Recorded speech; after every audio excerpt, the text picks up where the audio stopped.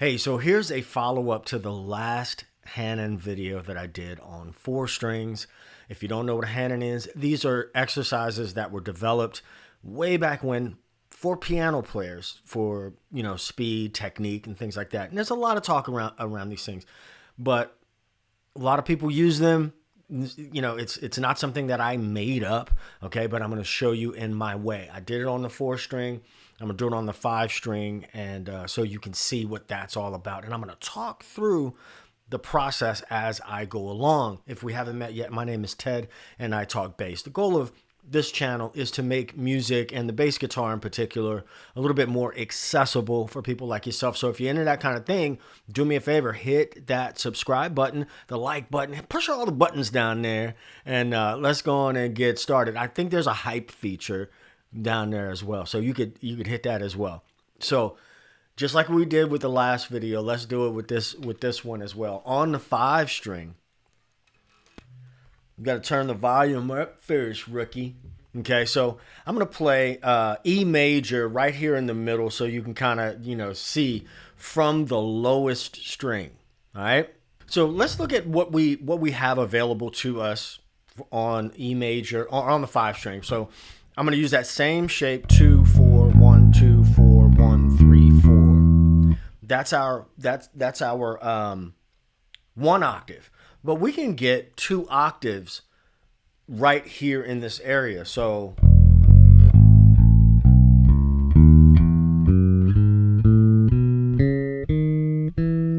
now that's one way to shift, and I'm gonna talk about shifting as we go along. One of the things about these types of exercises is that they kind of force you to look at and understand where notes are on your neck. Now listen, this is a video just like the last one where you may need to pause. You may need to bookmark and come back. You don't have to watch this all in one sitting. Make a playlist of them. You know what I'm saying? But just follow me, okay? So there's my regular shape. Now all of us just on the strength right there. Look at my thumb.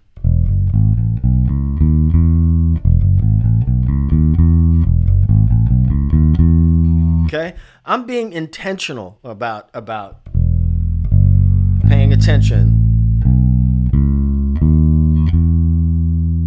Now, as I go up, I got to control that sympathetic ringing from that B string. So I use the floating thumb technique, okay? The first person I ever heard say that was Todd Johnson, years ago, like in early 2000s. So now I want to get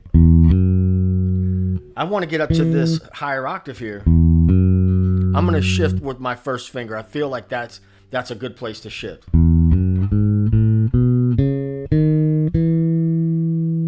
Let's do that again. And you don't have to do it with me, but you need to watch what I'm doing. And again, bookmark, pause, all that stuff, and, come back. But you can't do it watching me. I mean, you know what I'm saying. You got to practice. All right, so check it. Shift.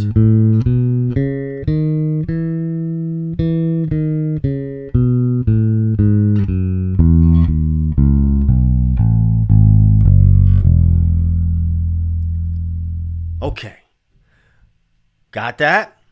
That's the architecture. That's the neighborhood, the E major scale in this case, all right? So what's the pattern? If you saw the last video, you know the pattern is going to be the note that we're starting with, up the naturally occurring third, which in this case is the major third, up to the sixth note away from that one. Okay, so watch the pattern. If you haven't seen the last video, right, you may need to go watch that. I don't want to explain it all, or you can just kind of watch and ask questions in the comments. I'm happy to answer them, okay? And I'm sure that other people from the bass heads community will also be happy to help out as well. So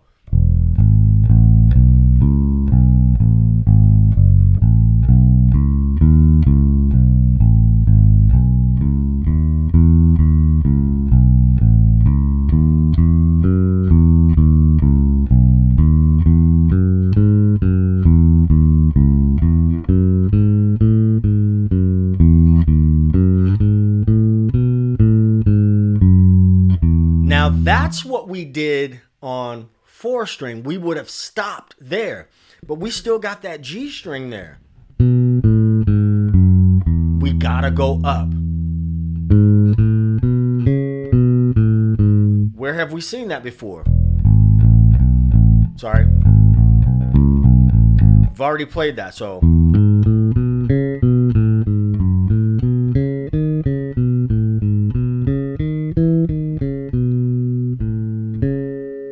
If we want, if we want to continue, listen, we're not going up 3 octaves, so.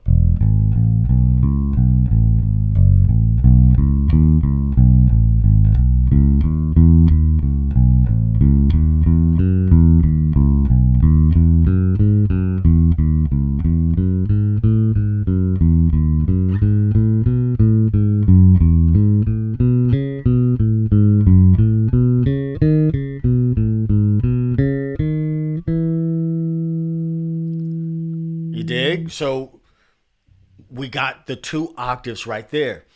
Now going back down, let's suss out how we're going to do it coming back down.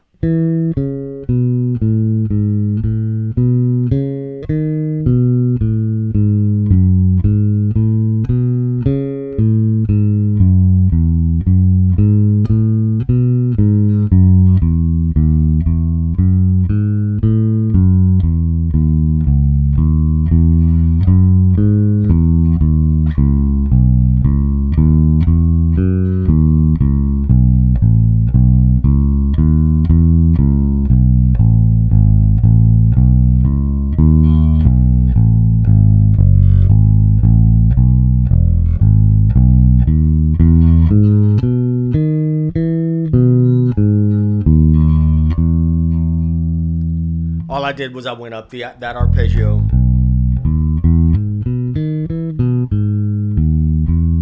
Okay, so I am partial to shifting in this particular exercise with my first finger, and I want to mention in this exercise because different things are gonna different musical situations are gonna require you to shift in different ways. You dig? So that's what I prefer here, slowing it down, even without a backing track or anything like that, right? But I am gonna play.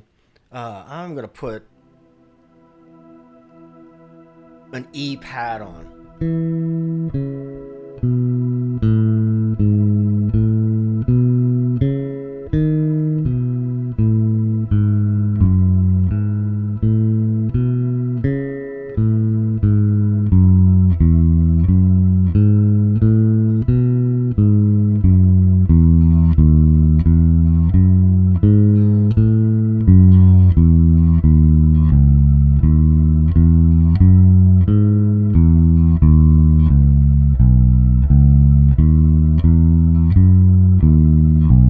I lost my concentration. I didn't shift in the right place.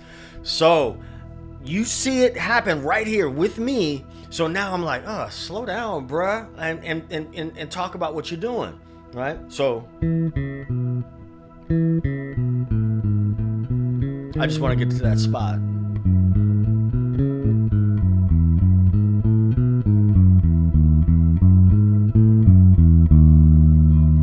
Right here.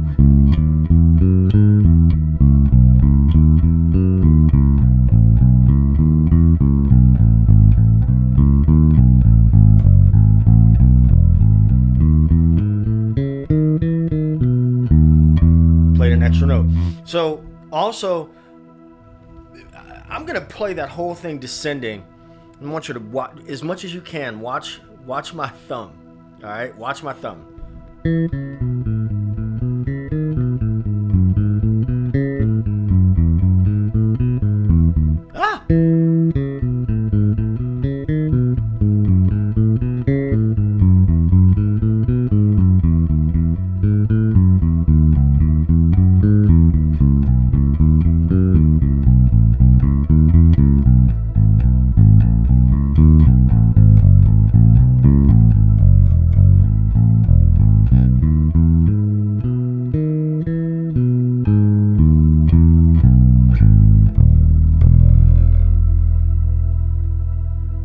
So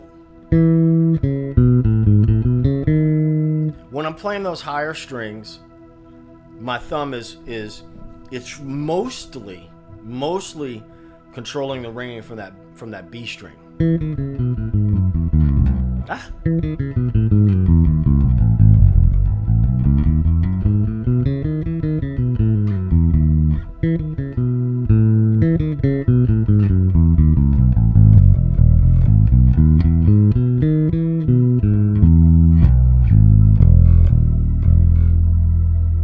So,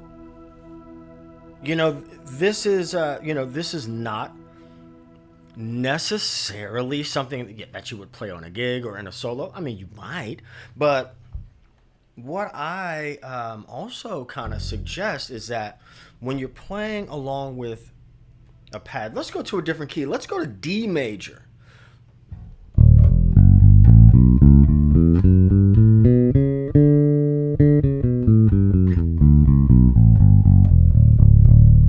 Let's go to D major, and I'll play the pad.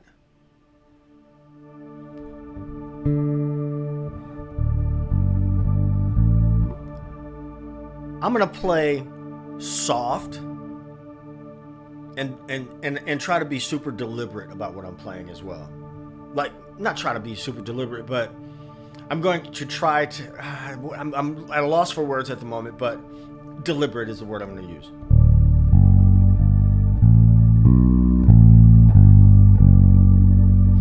If I wanted to just play that phrase.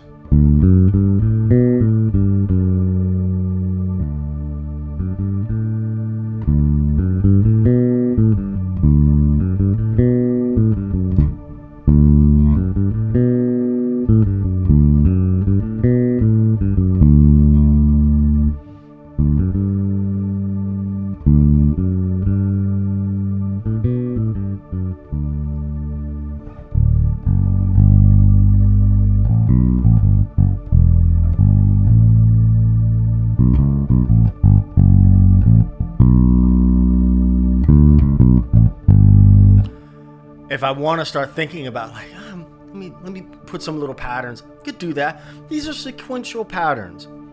They're no different than, your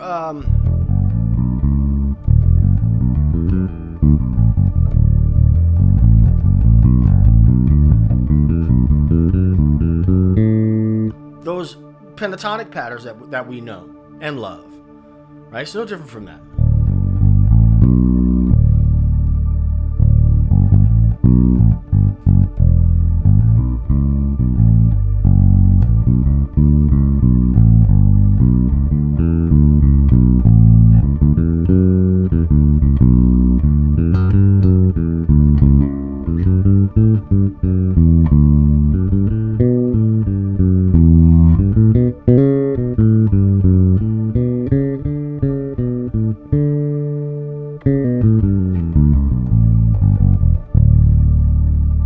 You can also listen to how each note works against the tonic. Listen to how the 6 sounds against the tonic, which is D in this case.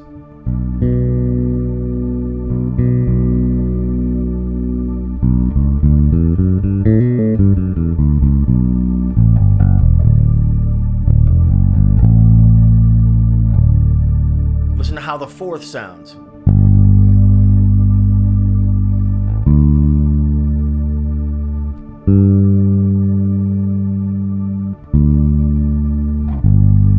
The 5th. So there's, I don't want to stray too far off what we're talking about, but you can use this to spark your curiosity about the neck. All right. So again, if you have any questions about this, don't be afraid to ask me or somebody else in the bass heads community. There are a lot of helpful cats in this community, and so somebody is gonna help you out if I can't get to you first. So I appreciate you watching. It ain't rocket science, it's pocket science. I'll catch you in the next one. Peace. 2 fingers.